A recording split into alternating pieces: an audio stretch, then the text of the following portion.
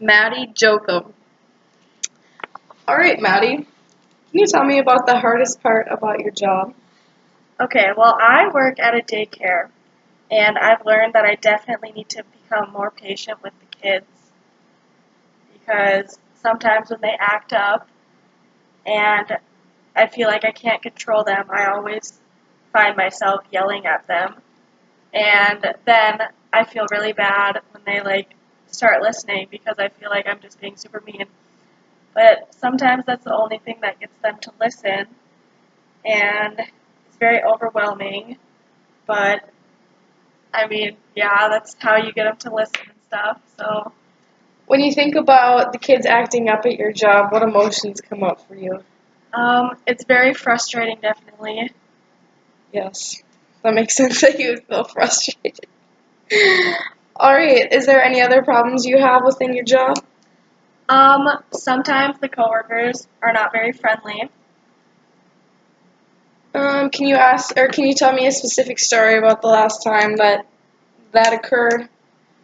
Well, I just sometimes feel like there's so much drama going on around all these teachers that I work with, and nobody appreciates anybody's presence, and then it just gets really like weird because everyone's fighting with each other and everyone's talking about everyone behind their back. And personally, I don't think that's what work should be about. It should be a fun place to come work at instead of just a bunch of drama going on when we're supposed to be working and helping the kids. But sometimes all I feel people are doing is talking about one another, which is very wrong to do. When you think about your employees talking about other employees at work, what emotions come up for you? It makes me mad because, like I said, that's not what you should be spending your time doing at work when you're there for the kids and not just having a whole drama session, I guess. Definitely. All right, what is the hardest part about the new school that you just started this year? Oh, I started a new school this year, which is way bigger than my previous college. So I was very intimidated when I first saw my schedule because I didn't know where anything was. So definitely getting used to my schedule and where all my new classes are. And going to the first day of school, I walked into a different class and the teacher started teaching, and I'm like, oh my gosh, this is the wrong class. So I awkwardly had to walk out, and now going into the third week of school, I'm finally feeling comfortable with where my classes are and my teachers, and I'm meeting a lot of new people. So that makes me feel better, but I was very anxious at first. When you think about starting your new school, what emotions came up for you? Well, I was very nervous, of course. All right. What is the hardest part about balancing your job and your schoolwork? I've definitely learned time management. I've learned that I need to set time aside for my homework, and sometimes that involves weekends, which is like hard to do because you just want to be with your friends and stuff. But yeah, I've learned that you just need to space out your work and school, even though it is sometimes not very fun. Has there ever been a time that you've been very overwhelmed because you've had to work and you have assignments due? Oh, definitely. Uh, For example, I think this was on Tuesday. I had to work until 7, and I knew there was a big homework assignment that I had to do. And I was up until almost 11:30 getting it done. And I finally finished it, but then I had to wake up at 7:30, so I was very tired the next day. But I mean, that's kind of my fault for procrastinating. So, yeah. have you ever contemplated not having a job while you're going to school to only focus on schoolwork? Yes and no. Um, I like having a job because I like what I'm doing, but it gets very stressful sometimes on top of school. So yes, I've definitely thought about not having a job so I could focus on school more. Do you think you'd be able to afford your day-to-day life if you didn't work while you're going to school? No, that's another reason why I can't quit my job, because I need to pay for things. Yeah, definitely.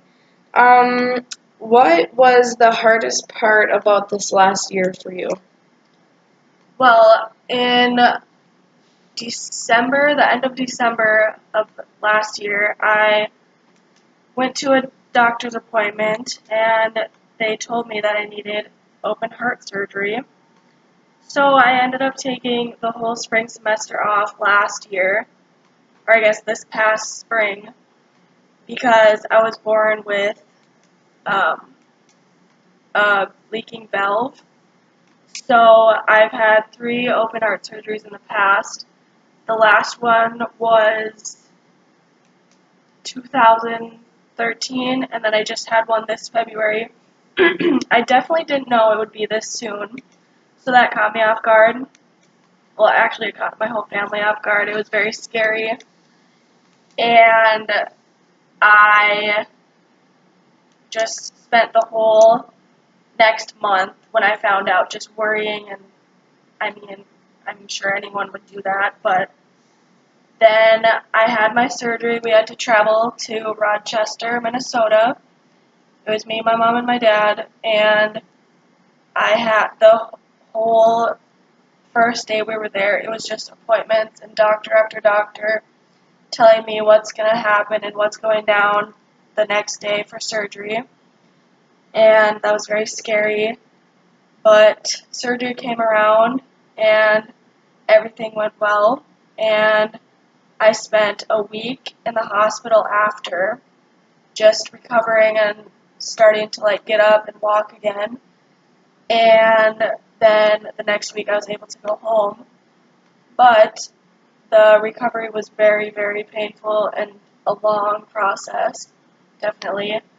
And I think I finally started to feel more like myself towards the beginning of April almost. So it was almost 2 months of just strict bed rest and doing nothing, and it was very hard to get up or find motivation in anything. But my parents were really helpful and good to me throughout this whole process, so that made it easier. And I know that I'm gonna have to have heart surgery my whole life, but hopefully it won't be anytime soon, and I can get through college. And I mean, yeah, I hope it's not gonna be for a long time because it was very scary. But yeah, that's definitely been the hardest thing of this year because I had no idea it was coming. When you think about your heart surgery, what emotions come up for you?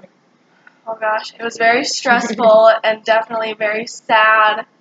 I was very unhappy and depressed this whole time before I had surgery. But then after surgery, I mean, of course it was still sad and stuff, but now almost 7 months later, I'm feeling so much better. I mean, it feels like it never happened. So that's good that I'm not feeling anything Yeah, now. definitely. Can you tell me the hardest part or some things that frustrate you about doctors or doctors' offices? I feel say you have an appointment set, you need to be 30 minutes early for the doctor. Then you end up waiting another hour just for the doctor. The nurse comes in right away, which is good, but then the doctor actually takes a lot of time to come in, so that's definitely annoying, especially when you have work or school to get to. So, I mean, yeah, that's definitely annoying. Do you, I don't know how to word this.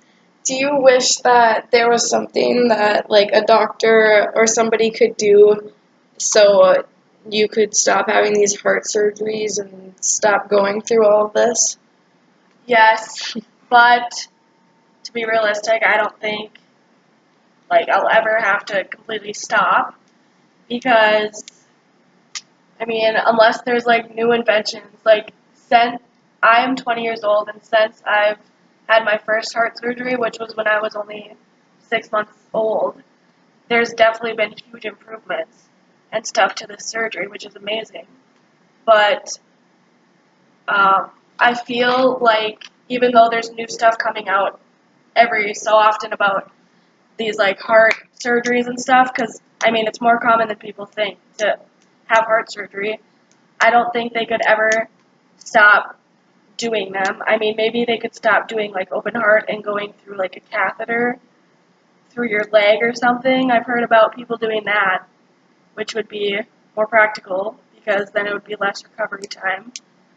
But yeah, I don't know if I'll ever have to stop having heart surgery. That would be very amazing if I did. But to be more realistic, I don't know if like everything right as of right now at least is that advanced to have it stop completely. Definitely. All right. Well, thank you, Maddie. You're welcome.